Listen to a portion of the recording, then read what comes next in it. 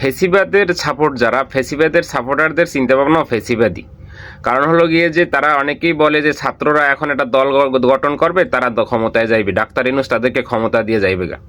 এটা হলো ফেসিবাদী চিন্তা ভাবনা। লিগ্যাল ওয়েতে যদি ভোট হয় তাহলে বিএনপি বিপুল ভোটে 250 থেকে 280টা সিট পাওয়ার সম্ভাবনা লিগ্যাল ওয়েতে, যারা পলিটিক্সের বিশ্লেষক বর্তমান সময় বাংলাদেশের তারাই বলছে। সুতরাং ফেসিবাদী চিন্তাভাবনা নিয়ে লাভ নাই ভাই। বিএনপি ক্ষমতায়, বিএনপির ফিরাইতে পারবেন না। জামাত একটা বাংলাদেশের মোটামুটি একটা দল, তবে সরকার গঠন করার মতো ভোট জামাতের কখনো ছিলও না, এখনো নাই। এই 53 বছরে স্বাধীনতার কোনো দিক থেকেই আসলে জামাত ওরকমের সরকার গঠন করার মতন এককভাবে সেটা সম্ভব হবে না, বা কোনো দিক থেকে এরকমের রূপ দেখা যায়নি। সুতরাং বিএনপি ক্ষমতায় যাবে নির্বাচন হলে। আর এই ফেসিবাদ হাঁটাইছি আমরা দ্বিতীয় ফেসিবাদের জন্য নয়, সুষ্ঠু নির্বাচনের জন্য ইনশাল্লাহ হবে সেটা।